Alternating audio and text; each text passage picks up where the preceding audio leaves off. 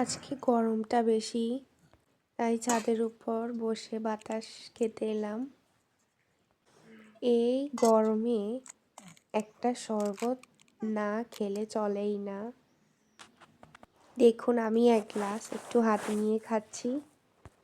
এই মুহূর্তটাই কিন্তু আমাদের দিনে একটু শান্তি এনে দেয়। একদম ছোট ছোট মুহূর্ত কিন্তু মনটা একদম হালকা হয়ে যায়। এদিকে চুলাতে ভাত বসিয়ে দিলাম, ভাতের পানি ফুটে এসেছে। এখানে টমেটো, পেঁয়াজ এবং রসুন আমি কুচি করে নিয়েছি।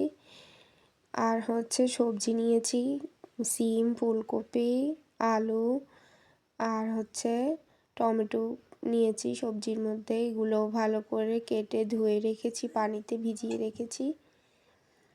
এখানে আমি একটা কলা নিয়েছিলাম বাবুর জন্য, ওকে খাওয়ানোর জন্য।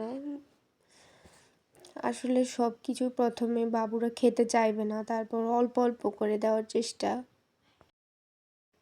এ ধরনের ছোটোখাটো খাবারেই বেশি পুষ্টি থাকে, তাই অল্প পরিমাণে হলেও এগুলো খাওয়ানোর চেষ্টা করা দরকার। কারণ কলাতে রয়েছে প্রচুর পরিমাণে ক্যালসিয়াম, আয়রন, যা বাচ্চাদের দেহ গঠন এবং রক্ত সঞ্চালনে অনেক ভালো ভূমিকা পালন করে। এই তো আবারও কাজ কিছু করে আবারও ছাদে চলে এসেছি।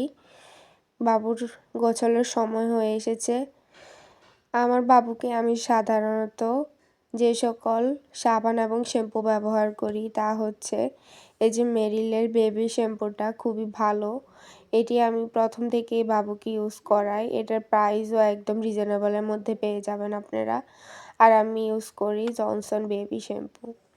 এই দেখুন বাবু খেলা করছে কি করে ছাদের উপরে, রোদে বসিয়ে দিয়েছি।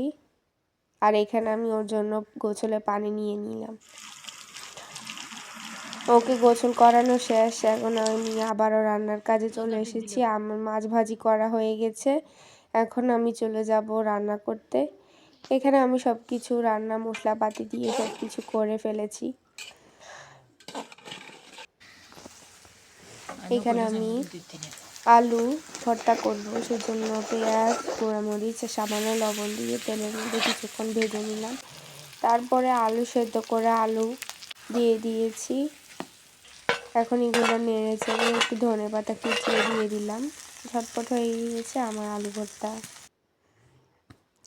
এখন সন্ধ্যাবেলা একটু খিচুড়ি রান্না করতে মন চাইছিল, তাই আর কি খিচুড়ি রান্না করলাম।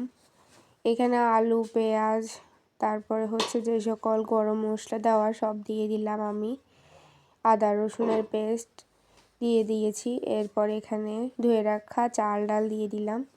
এই তো সামান্য উপকরণেও অনেক মজাদার খিচুড়ি তৈরি করা যায়। আমার বাসার সবাই আমার হাতের খিচুড়ি অনেক পছন্দ করে। তো কেমন লেগেছে বন্ধুরা, আশা করি তোমাদের থেকে ভিডিওটি অনেক ভালো লেগেছে। আর যদি ভালো লেগে থাকে তাহলে চ্যানেলটি অবশ্যই সাবস্ক্রাইব করে দিবে, একটা লাইক এবং একটি কমেন্ট এবং একটি শেয়ার করে দিবে প্লিজ বন্ধুরা। আশা করি আবারও দেখা হবে নতুন কোনো একটি ব্লগে। সে পর্যন্ত সবাই ভালো থাকো, সুস্থ থাকো। আসসালামু আলাইকুম।